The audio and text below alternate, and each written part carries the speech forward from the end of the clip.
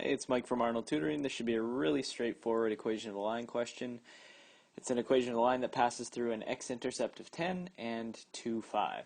So we've got to find that equation. Remember, all we need to find an equation of a line is either 2 points or a slope and a point. So here we've been given 2 points. It doesn't necessarily look like it, but we're told x-intercept of 10 and the point 2, 5, this line passes through. An x-intercept of 10 is the point 10, 0. X-intercepts are where our y-coordinate is 0. So from that, we can find our slope. Slope is y2 minus y1, the rise, over x2 minus x1, the run between the 2 points.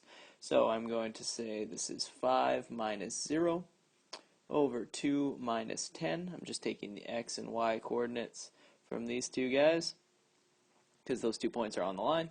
We get 5 over negative 8, or the slope of negative 8. Slope of negative 5 over 8.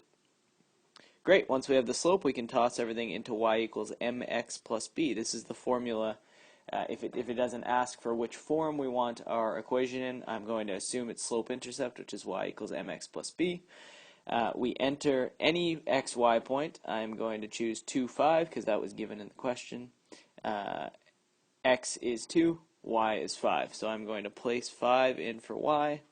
My slope, I know, is negative 5 over 8, which we've solved for, and x-coordinate 2 plus b. The reason I'm subbing these in is because once we found the slope and that point, we know this is the slope of our line. This point has to fall on the line, so this equation has to hold true if we're subbing all of that in. So we should be able to solve for our constant b here.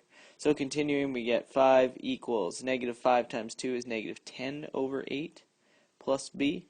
To solve for b, I'm just going to add the 10 over 8 to the other side, so it's 5 plus 10 over 8.